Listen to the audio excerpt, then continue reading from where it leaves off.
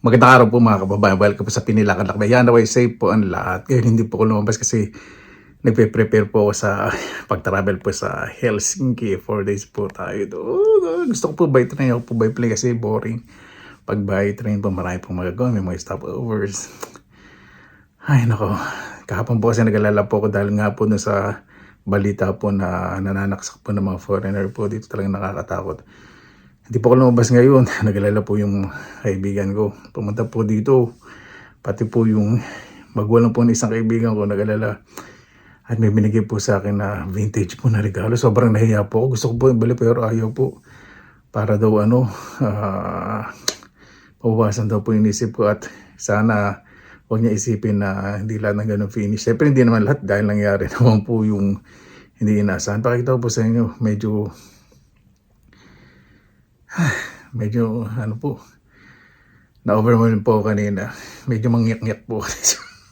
So po talaga isoli po yung regalo kasi hindi ko po kung family heirloom po yun o ewan ko po baka siguro old na po eh. Pero para po sa akin syempre mataas po yung value po niya sa kanila kasi may makaya naman po sila. Pakita ko po sa inyo.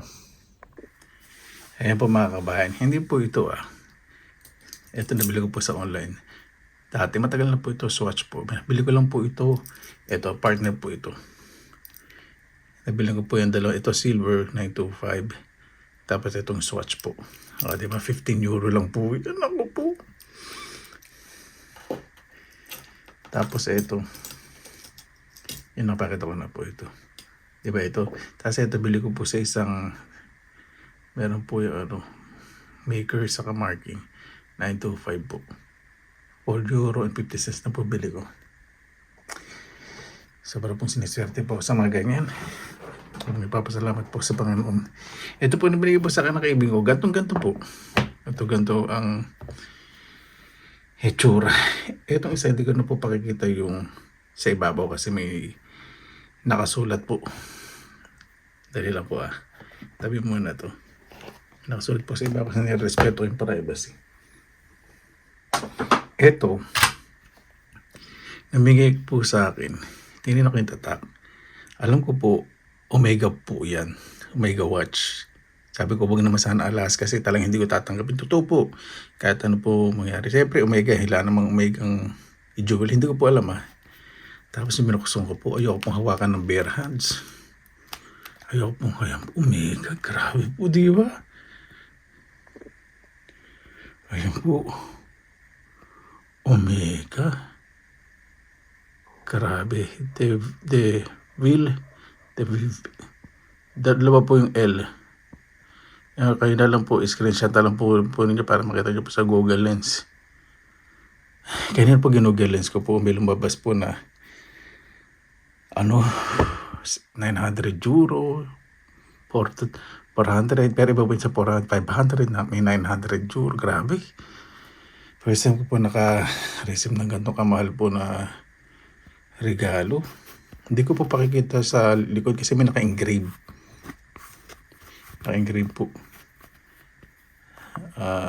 Ewan ko yung pangalan Pinigay po sa akin. Ako nahawakan ko yun. Hindi naman malagit yung kamay ko. Ayoko po hawakan pag ganitong mga mamahalin. Alam po ninyo, iba po nagagawa ng pakikasama po Kaya po makisama po tayo. May magandang bagay po. So okay, Diyos mio. Sigurado naka-display po ito sa sa glass shelf. Tsaka hindi ito bibenta ng ganito sa okay. Grabe.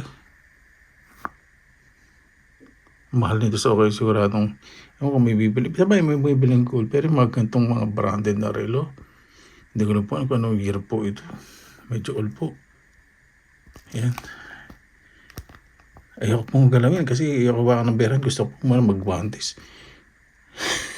Hindi ko po alam kung may ginto ba to o silver. Kasi mayroon ako nakita ng 500, 900 euro. Hindi ko po alam. Yan po, screenshot po ninyo. Hindi ko alam kung may mga parts pa doon na ginto. Wala po akong masyadong alam sa relo. Alam ko lang po yung brand. Takpan po natin Ito po, hindi mo nagagawa hawakan ng bare hands. Tapos itong isa kasi merong text po sa ibabaw. Yan. Ito po, grabe. Isa lang po nagbigay po nito. Ayan. T-Sot. Meron pa pong manual ng ng Reader's Digest favorite. Parang basta na-acknowledge hindi ko lang po alam. Puro vintage po ito. Ito, ko po. Ayaw hawakan yung manual. Yan, kahit po ninyo. Screenshot po ninyo, pakicheck po kung magkano po ang presyo. May nakita po kasi yan, ito ang ganda po, in good condition. Pero na po siya, hindi po siya, grabe po yan po, 1853. T-Sot, sabihin yung brand na yan, ikilala po yan Ayoko mong hawakan, bare hands. Ayoko mong hawakan. Baka mamansya ng libag ko. Ganda po ibang klase. Ayan po. Pwede nyo pong screenshot at check po ninyo. May na-check po mahal Ilang couple pa €100. Misniyo. Kaya itong manual, iniingatan kong hawakan kasi mas nag-add ng value yan Yan po, di ba mga kababayan? Hindi ako makamove on, lalo na dito sa Omega. Grabe. Sabi ko, kailan kaya ako makakita ng Rolex na totoo sa kanang Omega na relo na totoo, yung mamahalin. Tapos yan po, binigay lang po sa akin. Hindi po ako nagpapasalamat dahil may mga kaibigan po kung may mga kaya. Papasalamat po ako kasi siguro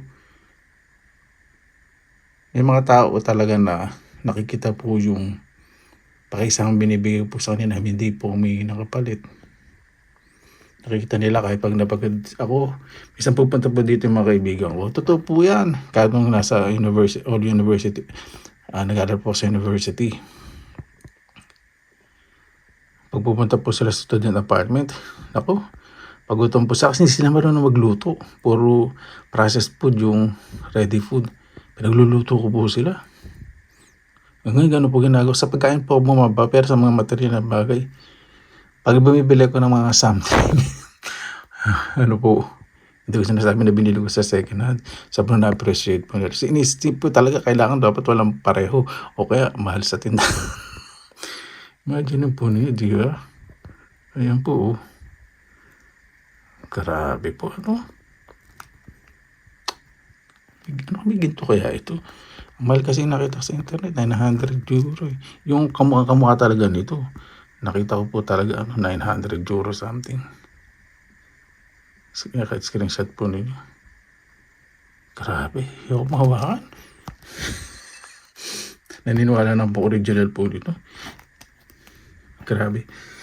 Ayun po kasi talagang nag-alala po kasi hindi po ko talaga lumabas. Nag-alala po yung mga kaibigan. Bakit? Sabi ko kasi sa balitan takot akong mag-bus, pumunta sa bus na mag-isa mag-travel. Bukas po, kaming Helsinki. Pinalo na po namin yun. Buo po kaming mga holiday po kasi silang holiday po kasi dito end of June, July, and August. So, nintay po talaga namin. 4 po kami na kapag-holiday po sa taas. Mamimit po namin mga kaibigan. Ayaw po talaga nila sa behind ng camera. Ayaw po nila sa mga social media. Hindi, sa Finland, hindi po popular po ang social media. Sa mga buy and sell lang, yung mga ganun. Pero yung mag-vlog, hindi po. Kasi wala pong monetization dito ang Facebook sa Finland. Ganda po, Grabe. Grabe naman. Tapos may manual pa. Yan. Ayan po mga kabayan. Basta hindi po ako share ng negative vibes about po sa nangyari sa Finland. Awareness po yun kahit nasaan po tayo kasi yung news po na yun first time po nangyari po dito sa Finland yung Yung po nananaksak ng phone. Dito pa po sa lugar po namin yung yung gumawa kaya nakatakot hindi pa po nahuhuli. Kaya yung ibang mga foreigners hindi lumalabas sa mga grupo-grupo na po ngayon. Ako pa naman kung saan ako, lagalag pa naman ako. Lagi na pumunta sa second hand shop pag free time. Tapos sa mga Asian shops, sasakay mag-isa. Wala naman sana mangyari. Sana hindi na masundan. Paano po? Yan lang po. Medyo sobrang saya lang. Panatog lang po ako dito sa binigay po sa aking regalo talaga na talaga namang treasure ko po ito. Ito hindi ko po ibibenta to. Itong dalawa po na to. Talagang i-treasure ko po. Maliban na lang po syempre kung kailangan ko na pera, maintindihan naman sigurado nila ako. At ang pagdating po sa pera, ito po kahit kailan hindi po ko nangungutang po sa kanila. Opo. Sabi ko, kung magre-regalo sila o isa sa mag-anak nila, nakikusa po please, huwag ako re-reguluhan ng pera. Silver at gold na lang. Hindi pasensya po. Nilimo ko lang po yung sarili ko. Hindi. Sabi ko, wag na kasi sabi ko, sobrang blessed na ako nakasama ko kayo. Sabi ko sa kanilang ganun. Pag birthday ko na lang, ano yung maluwag sa puso nito. Tapos Pasko, syempre, huwag natin alis yung exchange gift natin. Pero pag Pasko, ayaw po nila na magkaano ako, magre-regalo. Hindi ko alam kung nagustuhan nila. Sabi nila magluluto na lang po. Pero nagre-regalo pa rin po sa kanila. Kahit pa paano. Ay naku. Yan po mga kabayan. Maraming salamat lang po sa inyong oras na inilaan sa Pinilakang Lakbay. Basta maging mabait po tayo sa kapwa. Kung may nagagawa po sa ating hindi maganda, okay lang po minsan. Minsan na-express natin sarili natin sa social media. Minsan nakikita natin si mga kaibigan ginawa yung isang kaibigan natin. Natural po, pero huwag niyo pong patagalin sa puso po ninyo ang galit. Lalo na po sa pamilya po ninyo. Mahalin po ninyo ang pamilya ninyo dahil sila pong poprotekta at paniniwala sa hanggang sa huli. Basta lagi po tayong positive vibes. Mahalin po natin sobrang ating mga magulang. Good vibes. God bless. Ingat po lagi. Magandang araw. Laban lang.